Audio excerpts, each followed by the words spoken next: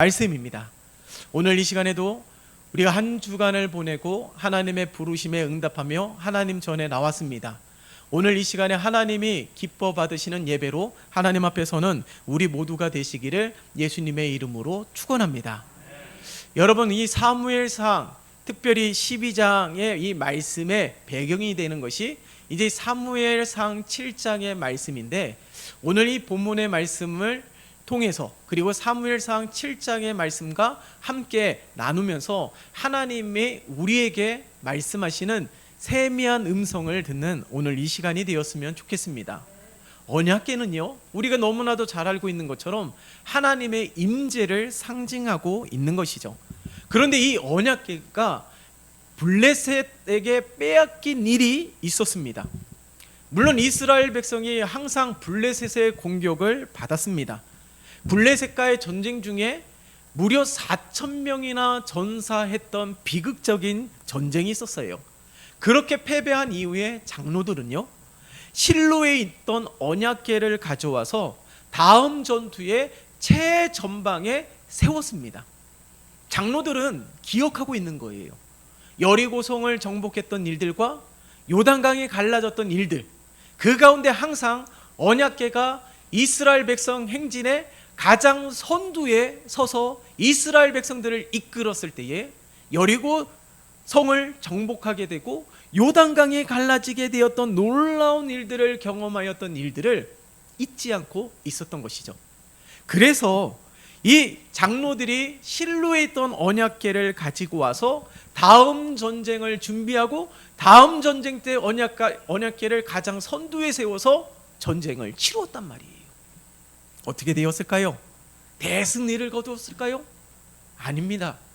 앞전의 전쟁에서 4,000명이 전사했다면 하나님의 임재를 상징하는 언약궤를 앞에 두고 싸웠던 두 번째 전쟁에서는 무려 3만 명이나 전사자가 발생하게 되었습니다. 그런데 이 전쟁에서 패배한 것보다 더 치욕스러운 것이 있어요. 그것이 무엇이냐면 언약궤를 그들에게 빼앗겼다라는 거예요. 하나님의 임재를 상징하였고 이스라엘 백성의 심장과도 같았던 이 언약궤를 빼앗긴 것입니다.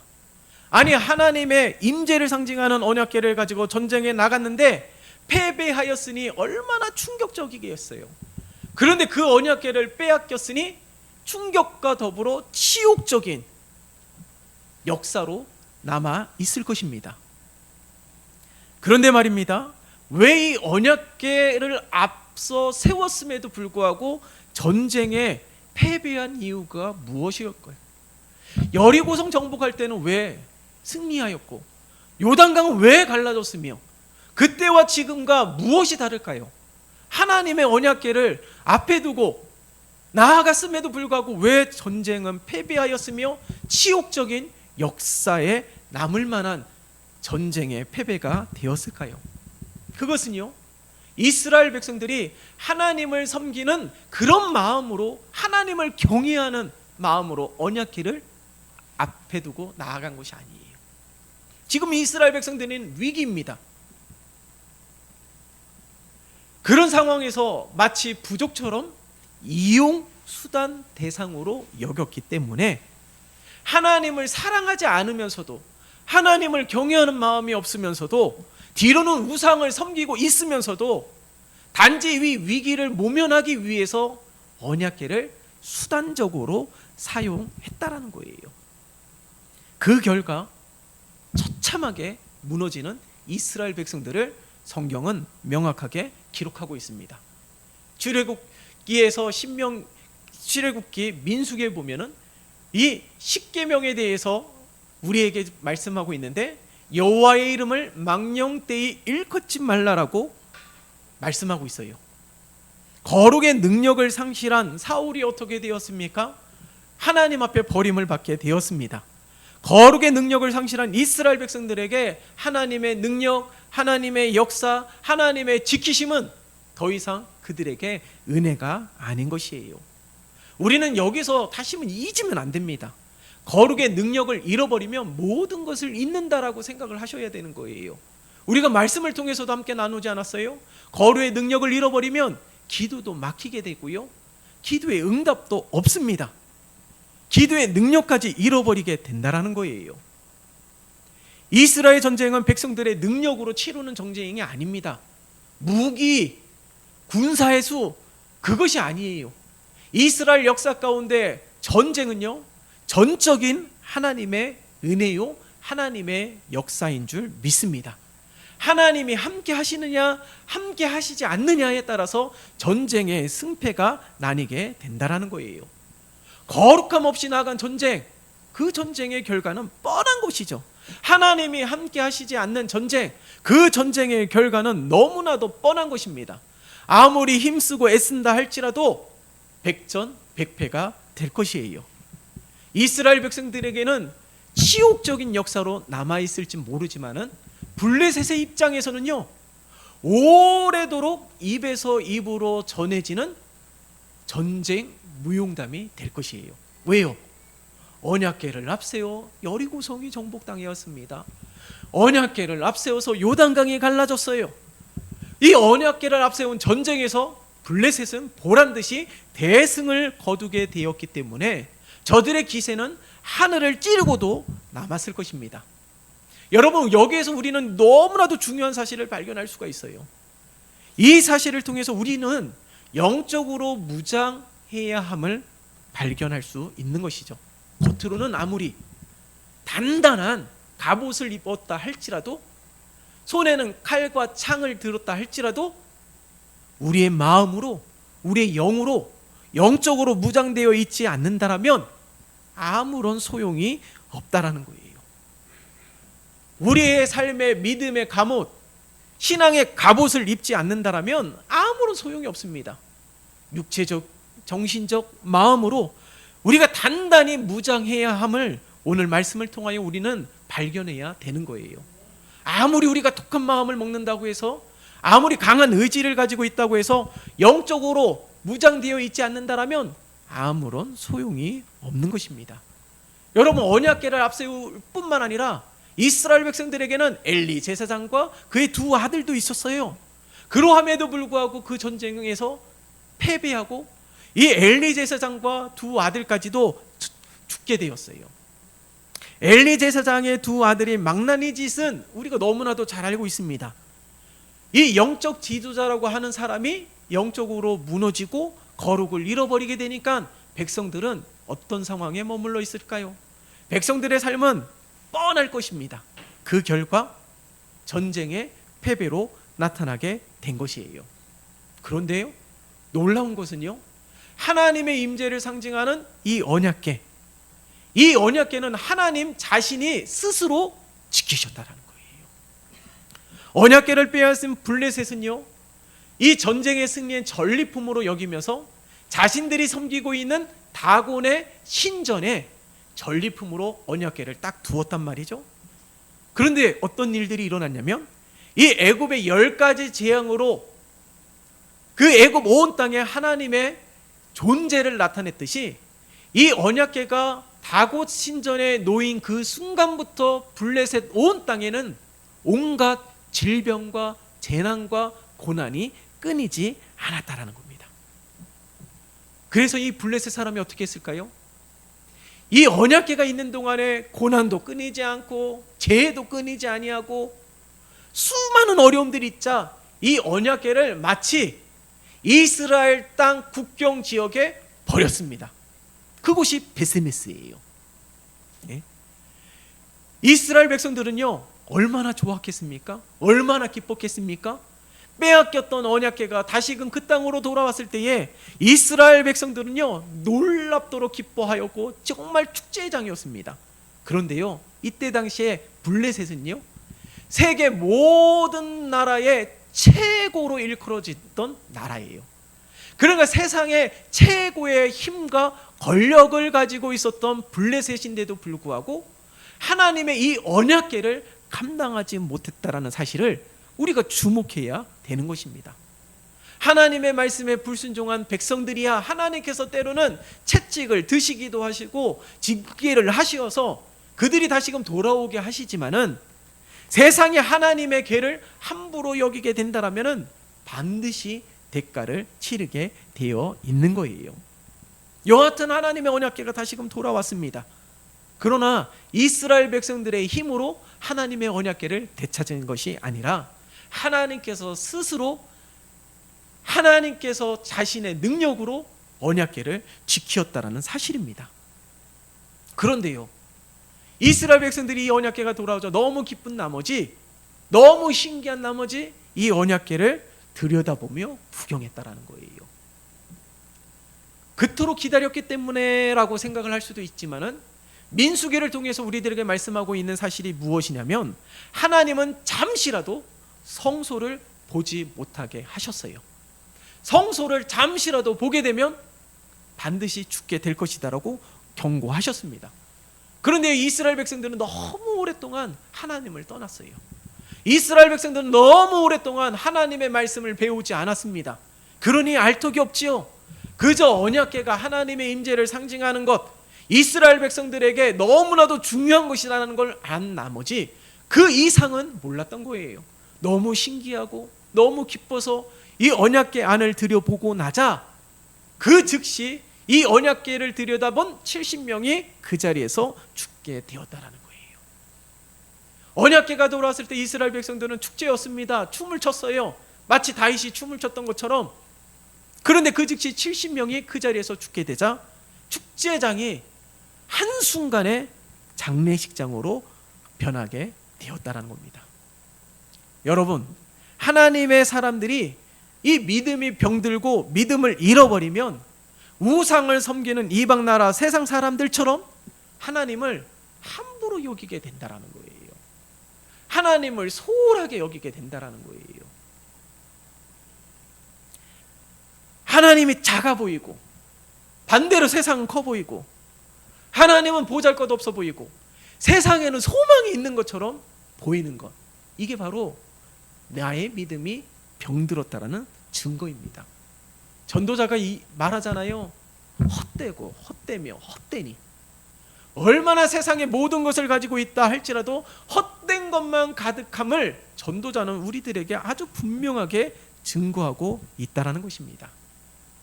그러므로 우리는 이스라엘 백성들의 이 모습을 통하여서 나를 다시 한번 점검하고 나의 믿음의 현주소는 어디에 머물러 있는지, 이스라엘 백성들처럼 하나님을 떠난 지가 오래된 것은 아닌지, 이스라엘 백성들처럼 하나님의 말씀이 내 삶 가운데서 이미 멀어져 있었던 것은 아닌지, 그것을 한번 되돌아봐야 된다는 거예요.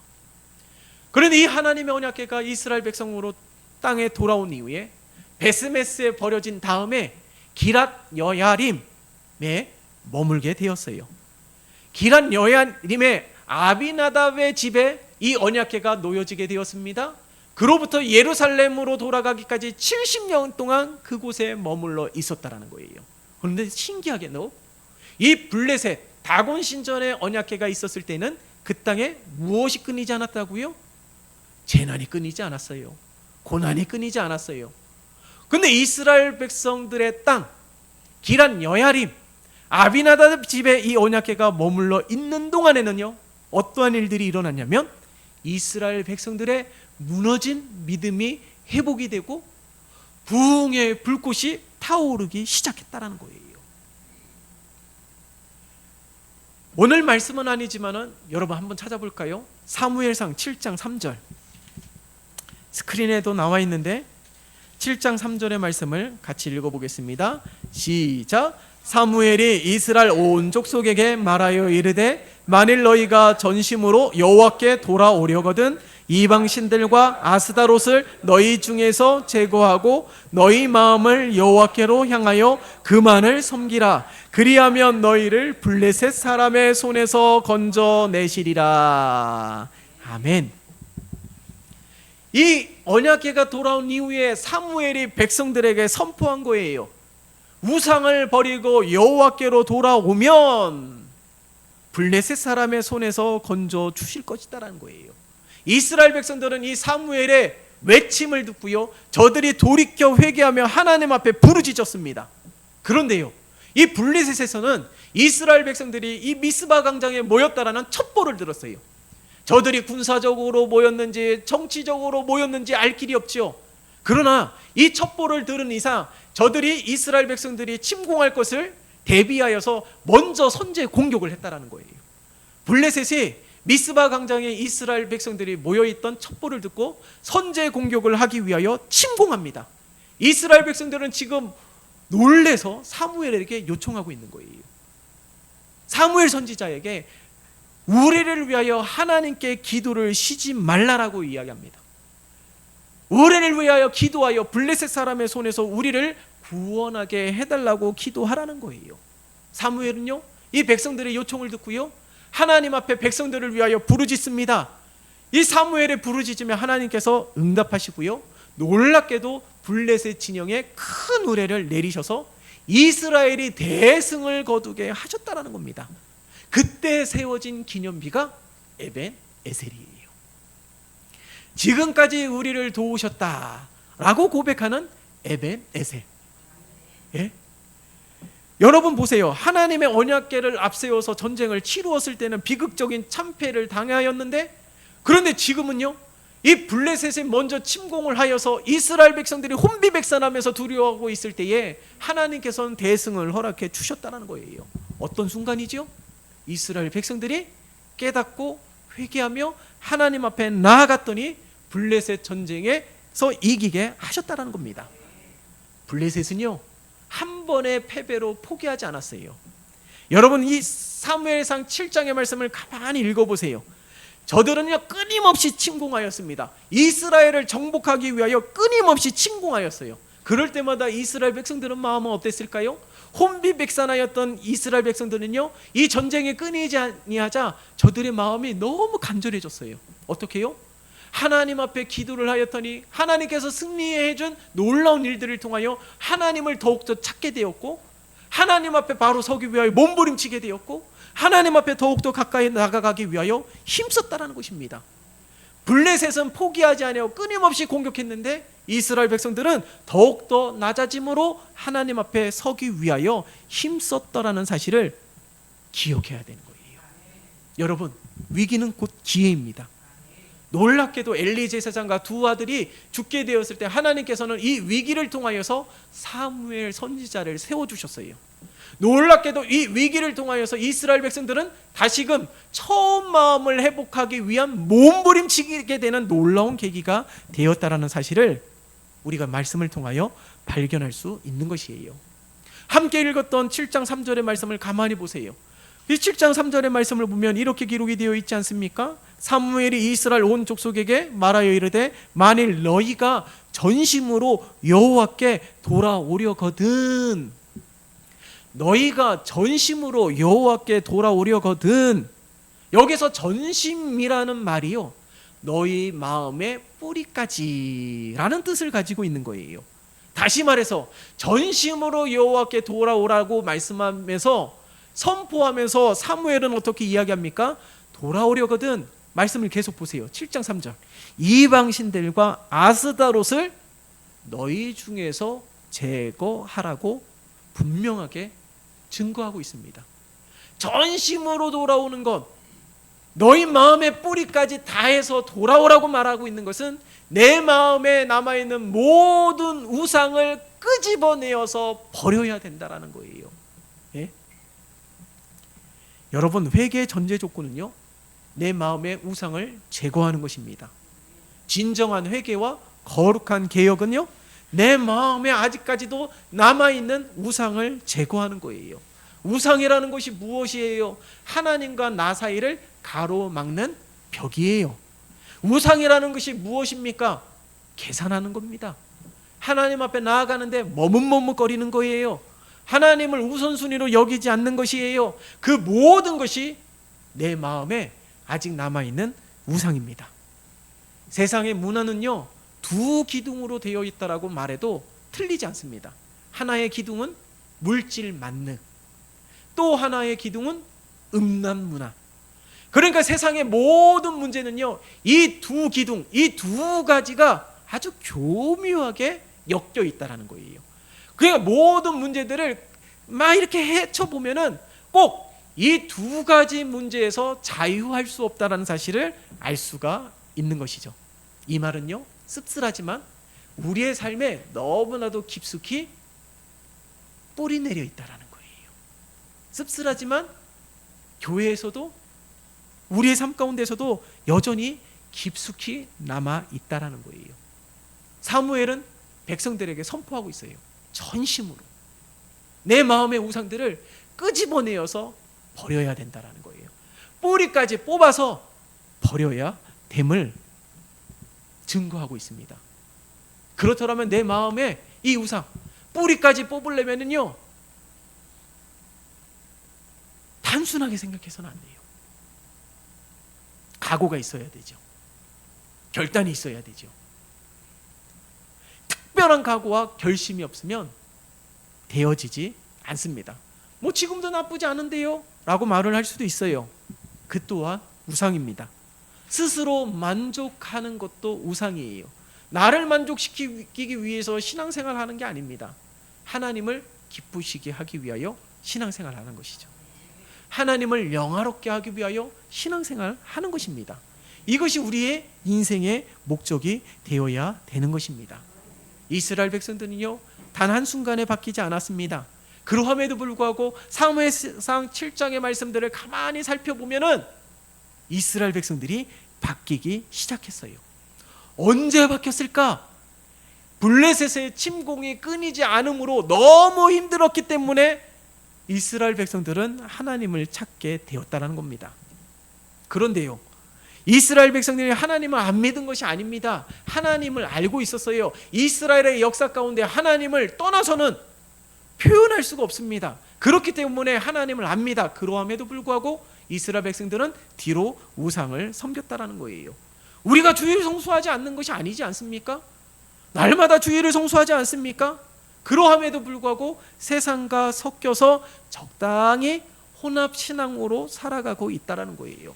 겉으로는 크리스천의 삶을 살아가고 있지만 우리들의 마음은 이스라엘 백성들의 삶과 똑같다라는 거예요. 겉으로는 하나님을 예배하지만 우리들은 뒤로는 우상을 섬겼던 이스라엘 백성들처럼 세상에 더 마음을 주었는지도 모릅니다. 하나님을 믿으면서도 샤머니즘에 빠져 있는지도 모릅니다. 우리의 이중성이 영적 능력을 잃어버리게 한다라는 거예요. 언약궤를 앞세워서 전쟁에 나갔지만은 패배한 것과 크게 다르지 않습니다. 블레셋이 강한 것이 아니라 이스라엘 백성들이 하나님 앞에 믿음을 잃어버린 거예요.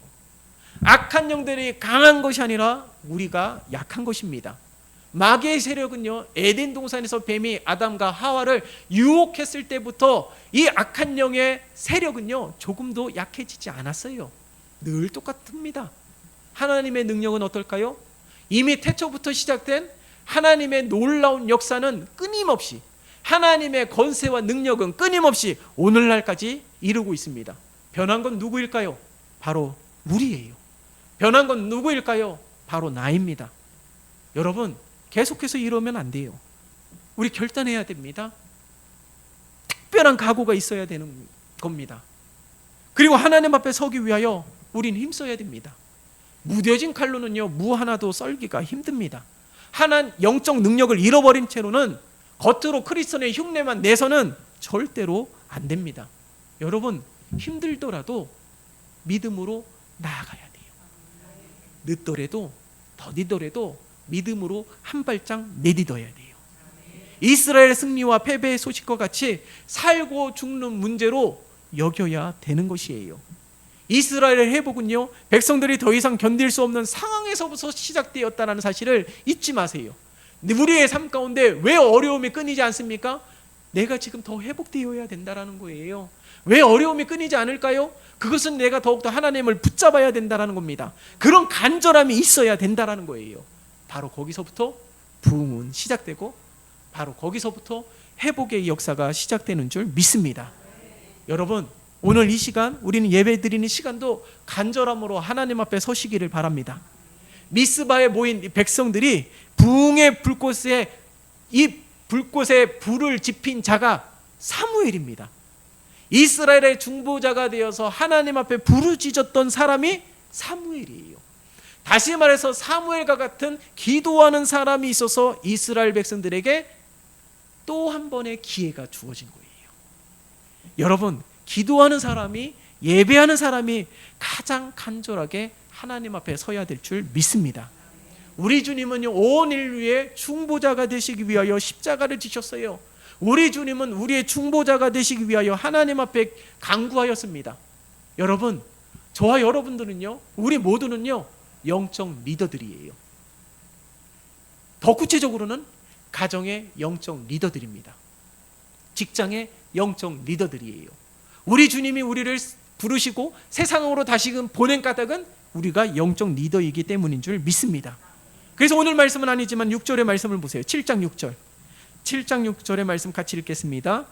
우리 스크린에도 나와 있는데 같이 읽겠습니다. 시작. 그들이 미스바에 모여 물을 길어 여호와 앞에 붓고 그날 종일 금식하고 거기에서 이르되 우리가 여호와께 범죄하였나이다 하니라. 사무엘이 미스바에서 이스라엘 자손을 다스리니라. 아멘. 그들이 미스바에 모여 물을 길어 여호와 앞에 붓고, 무슨 말일까요? 이스라엘 백성들의 자신들의 죄악을 물에 씻겨 나가는 것처럼 자신들의 죄가 깨끗하게 씻겨지기를 소망하고 있는 거예요. 다시 말해서 아주 처절하게 기도하고 있는 겁니다. 마찬가지예요. 여러분, 우리도 기도해야 되는 거예요.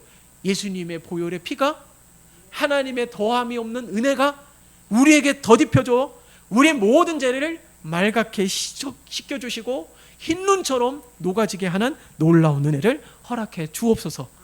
우리가 이렇게 기도해야 될 줄 믿습니다. 여러분, 우리가 이런 간절함 없이 기도하지 않는 이유는 내 죄가 죄로 여기지 않는 무뎌진 우리의 믿음 때문이 그런 것이에요. 저도는요, 눈물로 기도했습니다. 얼마나 눈물로 기도했으면, 미스바에 모여 물을 길어 여호와 앞에 붓고라고 표현하고 있잖아요. 자신의 죄를 죄로 여겼기 때문에. 여러분, 기도는 하나님을 붙잡는 행위라고 한다라면은 이스라엘 백성들은 부르짖는 것에 멈추지 아니하고요, 한 단계 더 나아갔어요. 어떻게 해요? 금식하며 나아갔습니다. 기도가 하나님을 붙드는 행위라면 금식은요, 땅의 것을 포기하는 거예요. 인간의 가장 기본적인 행위가 의식주의입니다. 근데 먹는 것을 포기했다라는 것은요, 죽기를 각오했다라는 거예요. 가장 기본적인 내가 이 땅에서 누릴 모든 것을 포기했다라는 것을 의미하는 것입니다. 그런 마음으로 하나님 앞에 더욱더 나아가고자 하는 열심이 있었다라는 거예요. 우리 안에 그런 믿음이 회복되시기를 예수님의 이름으로 축원합니다. 더욱이 이스라엘 백성들이 미스바 광장에서 모두 모였다는 거예요. 어린아이부터 노년에 이르기까지 모두가 모여 함께 기도할 때 회복의 역사, 붕위의 불꽃이 타올랐어요. 오순절 다락방의 성령의 임재 사건도 보세요. 120명의 성도들이 함께 모여 기도할 때 역사가 일어나게 된 것입니다. 한 사람의 간절함이, 한 사람의 뜨거움이 공동체 전체에게 전달되는 것을 보세요. 미스바에 모인 백성들이 블레셋 때문에 두려움에 떨고 있었지만은 바로 그때 기도하였던 것이죠. 기도하였더니 승리하게 되었습니다. 그런 과정을 통해서 이스라엘 백성들은요, 문제가 생길 때마다 즉시 기도하게 되었다는 거예요. 뿐만 아니라 사무엘을 보세요. 블레셋이 침공하였음에도 불구하고 기도를 쉬지 않았고, 블레셋이 침공하고 있는 위기 상황 속에서도 하나님 앞에 예배를 드렸다는 사실. 무엇을 이야기합니까? 문제가 있다 할지라도 기도를 쉬면 안 된다는 거예요. 어려운 상황이라도 예배를 쉬면 안 된다는 겁니다. 사무엘은 싸우려 하지 않았어요. 오히려 기도했습니다.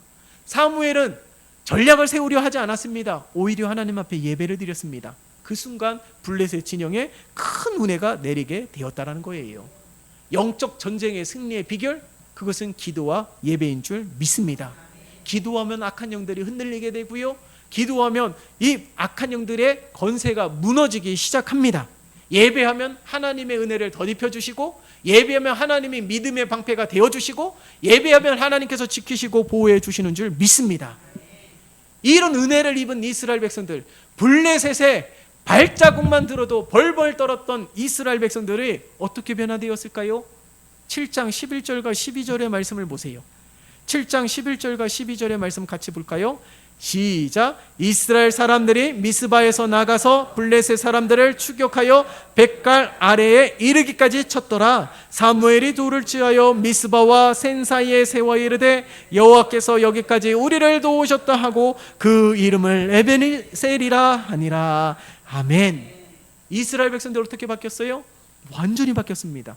블레셋을 두려워하던 백성들이 이제 블레셋과 함께 싸우는 것으로 그치지 않고 도망치는 블레셋을 추격하는데 어디까지요? 국경 넘어서까지도 추격하고 있는 모습을 보세요. 언약궤를 빼앗겼던 백성이고요, 두려워 떨던 백성인데 이제는 추격자가 되고 이제는 승리자가 되었다라는 겁니다. 여러분, 에베네셀의 역사가 어떻게 이루어졌습니까? 기도의 시작으로 이루어진 거예요. 에베네셀의 역사가 어떻게 이루어졌습니까? 예배의 역사 속에서 이루어진 줄 믿습니다. 에베네셀의 역사는요, 기도 없이 이루어지는 것이 아니에요. 예배 없이 이루어지는 것이 아닙니다. 그래서 우리 함께 읽지 않았지만 7장 13절의 말씀을 보세요. 놀랍지 않습니까? 같이 읽어볼까요? 시작. 이에 블레셋 사람들이 굴복하여 다시는 이스라엘 지역 안에 들어오지 못하였으며 여호와의 손이 사무엘이 사는 날 동안에 블레셋 사람을 막으시매. 한 번도 아니고 끊임없이 공격하였던 블레셋이 어떻게 해요? 13절. 이에 블레셋 사람이 굴복하여 다시는 이스라엘 지역 안에 들어오지 못하였다라는 겁니다. 더욱더 놀라운 것은 여호와의 손이 사무엘이 사는 날 동안에 뭐라고요? 사무엘이 사는 날 동안에 블레셋 사람을 막으시매. 무엇을 이야기합니까? 기도하는 한 사람이 포기하지 않는 이상, 기도하는 한 사람이 쉬지 않는 이상 하나님의 보호하심은 끝나지 않는다라는 거예요. 기도하는 한 사람, 예배하는 한 사람, 함께 모이기를 힘쓰는 한 사람이 쉬지 않는 이상 하나님은 역사하심을 우리들에게 말씀하고 있습니다. 그 한 사람이 누가 되어야 됩니까? 바로 우리가 되어야 될 줄 믿습니다. 사무엘은 아주 분명하게 알고 있는 거예요. 걱정과 근심으로부터 자유할 수 있는 비결은 기도하는 겁니다. 걱정과 근심으로부터 자유할 수 있는 비결은 예배하는 거예요. 그런 한 사람, 끝까지 기도하고 끝까지 기도를 포기하지 아니하고. 왜 사무엘이 기도를 쉬는 것을 죄라고 표현한 까닭이 무엇일까요? 이스라엘 백성들의 승리가 한순간에 이루어진 것이 아닙니다. 계속해서 기도하고 쉬지 아니하였더니 하나님께서 은혜를 베풀어 주신 것이에요. 그 은혜로 누렸 승리의 계가, 그 은혜로 부른 승리의 계가, 이것을 절대 잊으면 안 되는 것입니다. 그러므로 저와 여러분들이 이룬 한 사람, 기도하는 한 사람, 예배하는 한 사람이 되시기를 예수님의 이름으로 축원합니다. 여러분, 우리 이스라엘 백성들처럼 특별한 각오를, 특별한 결단을 하시기를 바랍니다. 우리 모두가 영적 리더예요. 우리가 기도를 쉬지 않으면 교회를 지키게 되고, 우리가 기도를 쉬지 아니하면 가정을 지키게 되고, 우리가 기도를 쉬지 아니하면 나라가 하나님의 은혜로 지킴을 받는 영적 리더입니다. 그러므로 이스라엘 백성들이 회복되었던 이 부흥의 불꽃을 다시금 지펴서 이 불꽃이 꺼지지 않게 기도로 불꽃을 더욱더 지피는 한 사람, 이 불꽃이 꺼지지 아니하도록 더욱더 하나님 앞에 나아가서 불꽃을 지피는 한 사람, 그런 한 사람이 우리 모두가 되시기를 예수님의 이름으로 축원합니다. 살아계신 하나님 아버지, 감사합니다. 하나님, 오늘 우리에게 말씀하시는 이 말씀을 통하여 깨닫게 도와주시기를 소원합니다. 하나님께서 우리를 하나님의 거룩한 백성으로 세우시고 하나님의 기쁨을 위하여 우리를 보호하시고 지키시며 우리들의 삶 가운데 하나님의 역사가 끊이지 않게 도와주시니 감사합니다.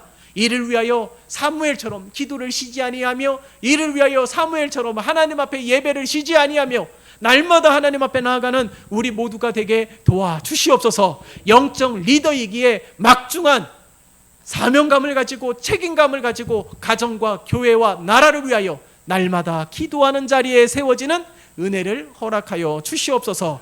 예수 그리스도의 이름으로 기도드리옵나이다. 아멘.